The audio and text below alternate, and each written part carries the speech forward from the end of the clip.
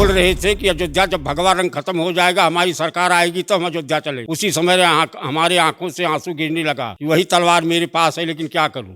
जिन छात्रों की बात करते हैं, जो ओबीसी की बात करते हैं, दलित की बात करते हैं ना, बेचारे ओबीसी और दलित इको गार्डन में नौकरी के लिए धरना दे रहे हैं, वहां तक नहीं पहुंच पाते हैं। राम जन्मभूमि जो बन रहा है, मेरी इतनी खुशी है कि उस पर जो अनर्गल भाषण करता है उसे मार देने की इच्छा होती है। स्वामी प्रसाद मौर्य कौन होते हैं? सत्ता के भूखे नेता, कितना बलिदान कर चुके हैं जन्मभूमि के प्रति। और वो प्राण न्यौछावर कर दिए, मर गए, शहीद हो गए, बलिदान हो गए, लेकिन उनके जीते जी किसी मुगल की और किसी बाबर की आक्रांता की हिम्मत नहीं हुई कि वो अयोध्या की तरफ आंख उठा के देख भी पाए।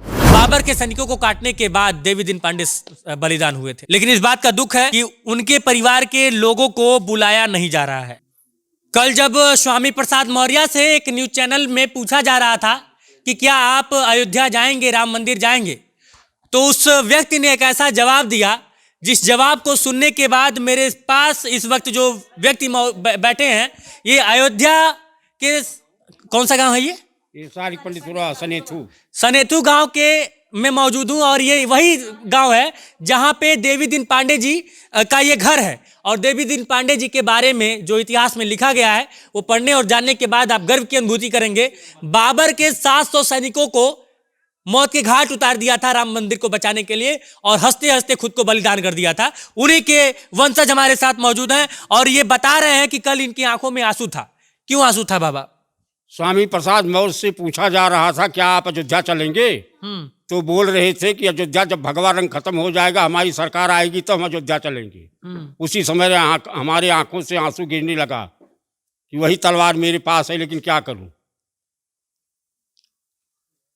वही खून है, वही खून है, वही तलवार है। जी हाँ, लेकिन संवैधानिक दायरे में बंधे हुए हैं। वरना स्वामी प्रसाद मौर्य इस तरह की कभी बोल नहीं पाते। काम तमाम कर देते हम और कर सकते हैं अभी भी। ताली बजनी चाहिए जो नहीं, इस बात पे ताली बजनी चाहिए।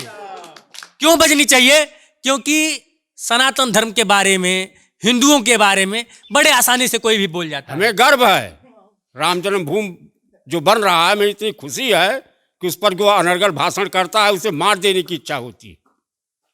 हम बलिदानी जत्थे से, हमारे बाबा आजा ने बलिदान दिया है।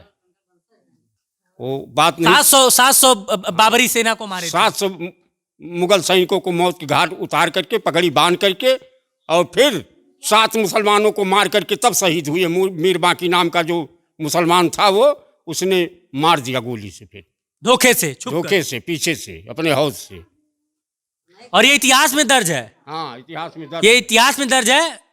लखनऊ और बाराबंकी गजेटियर में ये इतिहास में दर्ज है। और इतिहासकार कोई हिंदू नहीं था, ब्रिटिश साम्राज्य का ब्रिटिश का था।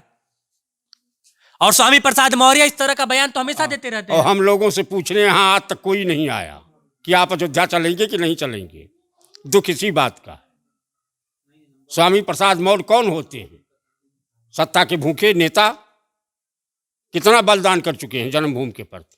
बलिदान करेंगे वो। अरे जो बेचारे जिन छात्रों की बात करते हैं, जो ओबीसी की बात करते हैं, दलित की बात करते हैं ना, बेचारे ओबीसी और दलित इको गार्डन में नौकरी के लिए धरना दे रहे हैं, वहां तक नहीं पहुंच पाते हैं। वो खाली मंचों से भाषण दे सकते हैं कि सनातन धर्म के विरोध में, कभी प्रभु श्री राम के विरोध में, कभी माँ लक्ष्मी के विरोध में, यही वो कर सकते हैं चाचा, जहां तक मैं जानता हूँ। दुख नहीं होता है आपको ये सुनते हैं तो? नहीं, यही दुख हुआ, आंसू गिरने लगा हमारे। लेकिन हम क्या करें, मजबूर हैं। देश और संविधान से मजबूर है। जी हाँ, देश और संविधान से मजबूर है। और मोदी जी ने बहुत अच्छा काम किया है।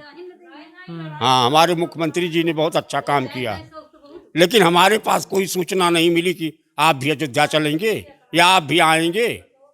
इस बात का जब जब यह जिक्र कर रहे हैं, भावुक हो जा रहे हैं। और मैं आपको बता दूं कि देवी दिन पांडे जो है, सबसे बड़ा जो इतिहास था, एक हनुमान के रूप में जिस तरह से उन्होंने रामलला के, मतलब कि उस समय जब बाबर आया था आक्रांता के रूप में और मस्जिद को मतलब कि मस्जिद को बनवाने के लिए मंदिर को ध्वस्त कर रहा था, उसके पहले और आखिरी पड़ाव पर देवी दिन पांडे फौलाद की तरह खड़े थे।